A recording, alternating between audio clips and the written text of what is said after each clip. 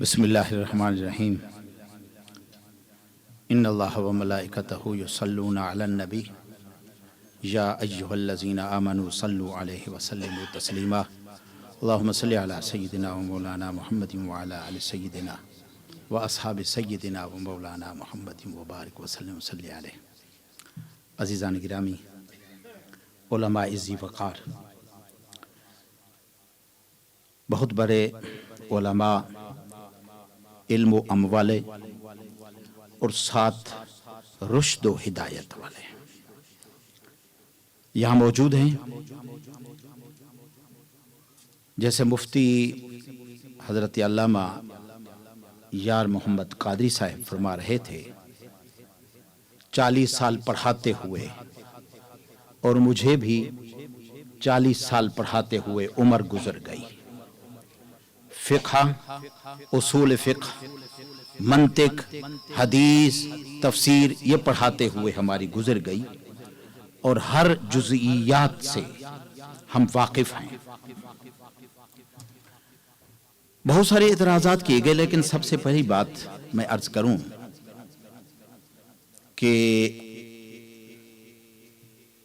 हमारा मौक़िफ़ फ़क़त हनफी नहीं है।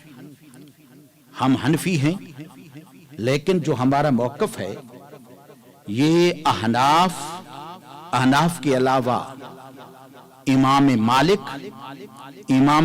के अलावा इमाम अहमद बिन हम्बल यानी जमहूर फ़ुक़हा का यही मौक़िफ़ है।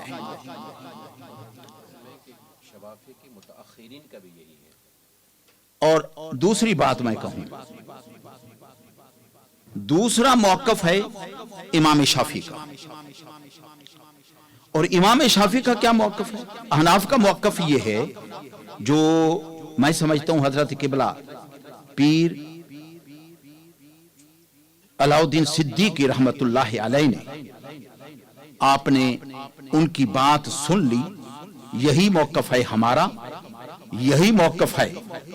मैं इसलिए बात कर रहा हूं कि जो उनसे मोहब्बत करने वाले हैं, उनसे ताल्लुक़ रखने वाले हैं, वो सुन लें कि उनके फरमूदात का वो खिलाफ कर रहे हैं या उनके मुताबिक चल रहे हैं।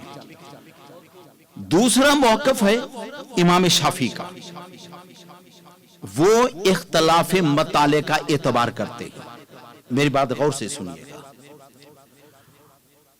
अगर जमहूर फ़ुक़हा की बात को देखा जाए तो ये है कि दुनिया के किसी मुल्क से शहादत आ जाए, चांद की रोयत हो जाए, तो तमाम दुनिया वालों पर लाजिम है अमल करना। और इमाम शाफ़ी का मौक़िफ़ ये है कि वो इख्तिलाफ मताले का एतबार करते हैं। जो लोग इमाम शाफ़ी के मुक़ल्लिद हैं, तो उनके लिए बरतानिया की बाउंड्री यही ही उनका इख्तिलाफ मताले के एतबार से यही ही उनका मौक़िफ़ होना चाहिए। यहां से निकलकर मोरक्को या साउथ अफ्रीका की बाउंड्री तक अपने आप को महदूद कर देना, ना फ़ुक़हाए अहनाफ का मौक़िफ़ है, ना फ़ुक़हाए इमाम मालिक का मौक़िफ़ है, ना शवाफ़ी का है और ना हनाबिला का है। ये गैर मुक़ल्लिदों का मौक़िफ़ तो हो सकता है, किसी मुक़ल्लिद का ये मौक़िफ़ नहीं है, याद रखिएगा। हमने दो एतराज़ हैं हम पर। एक ये है कि हमने लेट ऐलान किया, और याद रखिए जब तक हमारे पास सही खबर नहीं पहुंची उस वक्त तक हमने तकबीर टीवी पर ऐलान नहीं किया। जब हमें यकीन कामिल हो गया, जैसा कि हजरत इमाम आज़म अबू हनीफा रहमतुल्लाह अलैह फरमाते हैं कि मसार अल खुफैन के बारे में वो कहते हैं, जब तक दिन की रोशनी की तरह मुझ पर वाज़े नहीं हो गया, मैंने उस वक्त तक मसाल अल खुफैन का यानी मौजू पर मसह का फतवा नहीं दिया। वो कहते हैं میرے لیے بالکل کلیئر ہو گیا. یہی بات تھی ہمارے لیے, یہی بات تھی ہمارے لیے کہ جب تک ہمارے لیے واضح نہیں ہو گیا, یعنی حضرت اپنا ڈاکٹر عاصم, ان کا فون آیا, دوسرے مفتی حسن رضا کا, ان کی بات اور تنظیم سے ہوئی نائجیریا میں, اور پھر اس کے بعد گلاسکو کے بھائی ادریس بھائی, ان کی بات ہوئی. جب یہ بات واضح ہو گئی, ہم پر کلیئر ہو گئی, تو پھر ہم نے اعلان کیا عید کا. دوسرا اعتراض یہ ہوتا ہے چلی والی بات, وہ کہتے ہیں وہ تو آپ نے پہلے اعلان کر دیا تھا, وہ تو تقریباً 11:15 بجے کے قریب ہوا, 11:45, وہ تو بعد میں ہوا, وہاں سے شہادت آئی. اچھا ایک بات خوشی کی ہے, انہوں نے یہ مان لیا کہ بھی چلی سے شہادت آئی, یہ بھی بڑی بات ہے.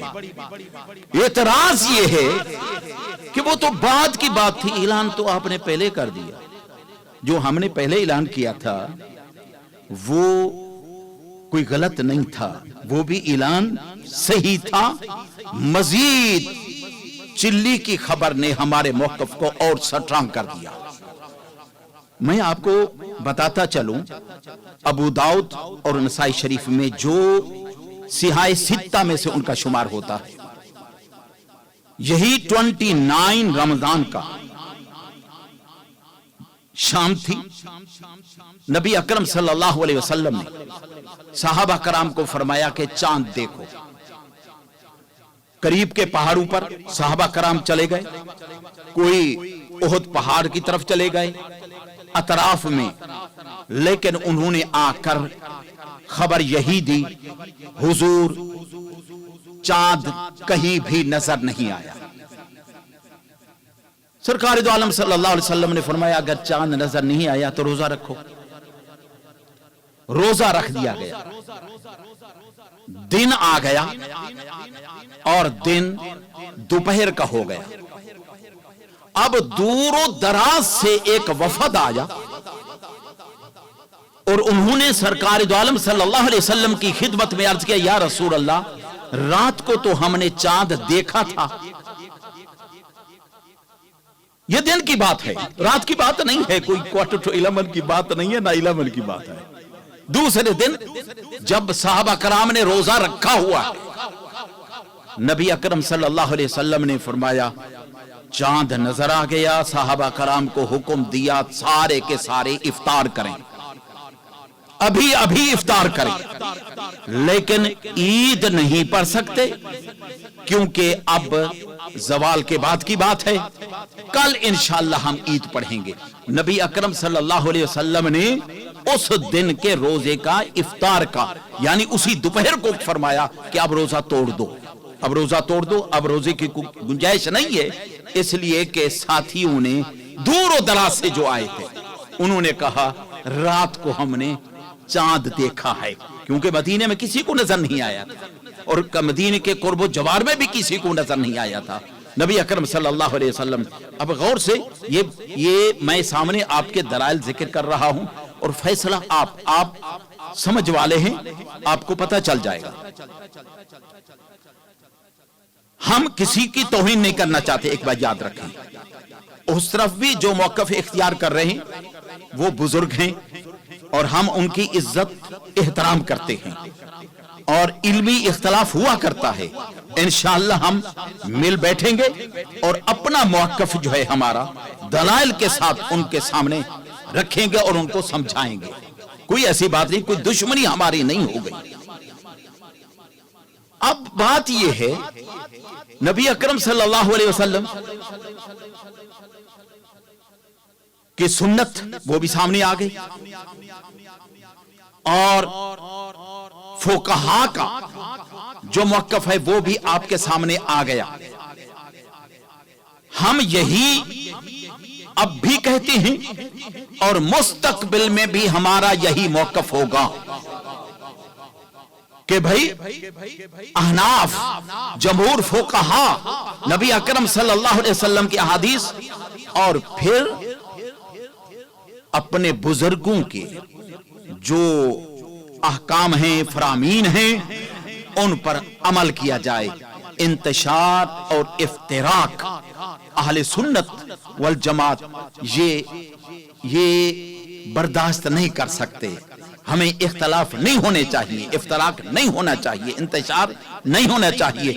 हम वहदत की बात करते हैं इंशाअल्लाह, और उम्मत मुस्लिमा की हम इत्तेफाक की बात करते हैं कि उम्मत मुस्लिमा जब एक दिन इकट्ठे ईद मनाएंगे तो फिर फलसफा ईद का यही है, दूसरों पर यह वाज़े हो जाएगा कि आलम इस्लाम स्ट्रांग है, मुसलमान मजबूत हैं।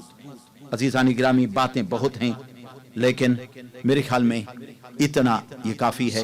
वाखिर दावाना अल्हम्दुलिल्लाह रब्बिल आलमीन।